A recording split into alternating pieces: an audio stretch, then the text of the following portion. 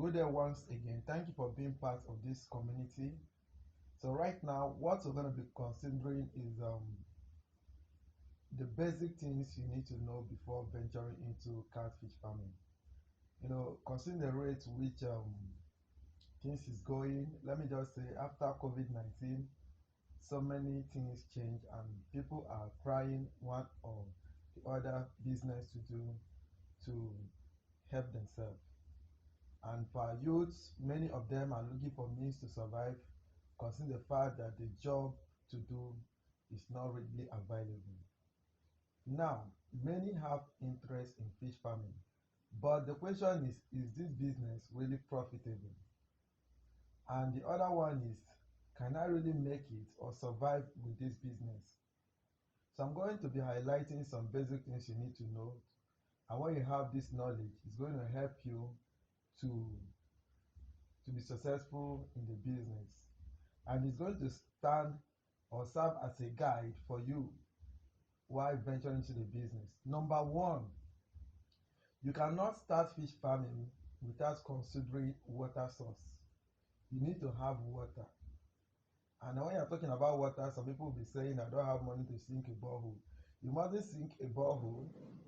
You can decide to look for a place where there is water, or you can rent apartments in a place that have water so that you can be able to start this business. So you need water before you venture into the business. And when you have water, know that it also requires space. We are talking about space where you can set up your pond, your fish pond. So you need to have this in consideration. Then from experience, it's also good for you to site your fish farm in areas that have power supply. That will give you added advantage, because sometimes the cost of buying fuel of diesel to run generator to power the farm is normally high. So if you can locate your farm in areas where they normally have good power supply that will enable you to pump water, it will go a long way in cutting down the high cost of fuel and diesel. Then very much important, this business is not a child business. You need to be skillful, you need to be trained. This is one of the mistakes which many people have done. Many are afraid to sit down and learn. And I keep telling them that if you don't sit down and learn, that thing you are running from will now come and attack you. You need to learn to understand the kind of fish to stock. You need to learn how to manage water quality. You need to learn how to feed the fish, and how to manage the feed. You need to learn how to market your products when they are ready. You need to understand so many techniques that are involved in this business to enable you to maximize profit, because it is a waste of resources and waste of time when you venture into this business. At the end, you are looking for profit. No, you need to sit down and learn. And how do you learn? You learn from people who are successful in the business. You learn from people who are practicing, not just people that have theoretical knowledge. Learn from those who have acquired what you required. As the common proverb who normally said, acquire what you require from those who acquire what you require to get to your destination. So you need to sit down and learn, just like these core members. But I actually encourage them that you don't just need to sit down and learn this stuff within the few days you're staying on camp. You need to continue to follow your mentor. And by so doing, before you know, you understand what goes on in the business. Then, very much important, you don't just start big. Don't just go by being motivated by a story somebody shared with you, and you will now be thinking of to start with 5,000 or 10,000 when you have not managed 500 or 1,000 fish. First of all, manage 500 successfully and see how it goes before you can now increase to 1,000, before you can now increase to 2,000, 3,000, 5,000 and above. So do not rush the business. I believe you are learning something. I believe you actually understand what I'm saying. So at this point, if you're one of these core members that actually sat in my class, I will encourage you, remember all my advice. Make make up your mind to start small. There is no way human you are seeing today that do not start from one place. Even I myself, I started somewhere and I'm still growing. So don't just fold your hand, be bold enough to start small and grow. All right, we are moving ahead. So let us look at types of pond.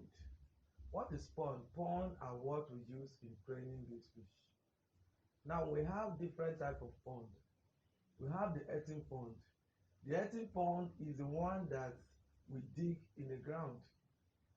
So you can join us even in online platform to get some of these things that I'm teaching you much more detail.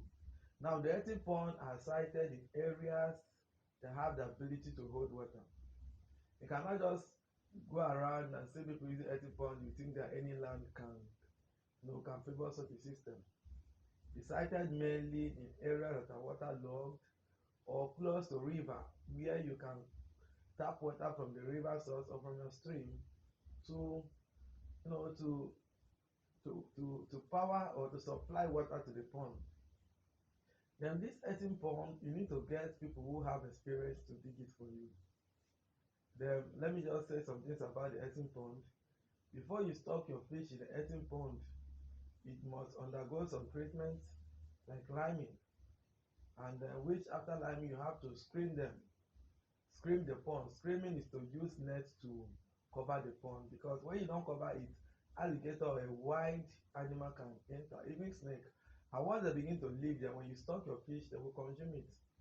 And before you know, you run at a big loss when you are about to harvest your fish. Then, very much important, you need to understand the kind of fish to stock in earthen pond. Now, do not stock fingerling. Do not stock post fingerling. The best size of fish to stock is jumbo size. The least is juvenile that are very, very active. When I'm talking about juvenile are those ones that can comfortably pick 2 mm. Because I'm actually saying this thing from experience. A lot of people have run as in they have run into loss and they are regretting spreading bad information, false information that fish farming business is not paying. And I'm here to tell you that this business is paying when you do it right. So the reason why you need to stock juvenile is that when you stock fingerling, some of them may not be able to get used to the system. Even when you drop food, they will not come for it. Then secondly, they will not grow uniformly, so the rate of cannibalism will be high. They end up feeding on themselves. When you now stock 2,000, you may end up having less than 1,000 to harvest, which is very, very bad. So you need to stock what I call jumbo size. Then how do you change water in earthen pond? You see, to change water in earthen pond, what you normally do, if your earthen pond is not designed in a way that permits flow through system, that is water coming in from the source and going out. When it's dirty, you use pumping machine, pump out the water and introduce new one. I believe you are learning something. So I'm going to be stopping here because of time on earthen pond. Then let me talk about the concrete tank. The concrete tank are constructed in lands that you know that belongs to you. So when you construct a concrete tank, do not fail to get an experienced builder to do it for you, because so many people have constructed this pond carelessly on their own, and the moment they introduce first water, the pond collapse. So you can see that it's double expensive. So get a good builder that will help to reinforce the four corners of the pond with pillars so that it will not collapse. So I believe you're actually learning something in this class. So if you're yet to subscribe to our channel, please do. Then I will be glad to let you know that we run online classes every Tuesday from 8 p.m. to 10 p.m. So you can be part of this by chatting us up via our content. Then we'll have good books that will guide you to make you to be efficient. So you can buy the book, either hard copy or soft copy. When you pay, we'll build or we send the soft copy to you and you will read it. Then we also render mentorship guide for people who want us to mentor them into success in this business. So we are stopping at concrete tanks. Subsequently, we'll be looking at tarpaulin, and the rest of them. Thank you so much.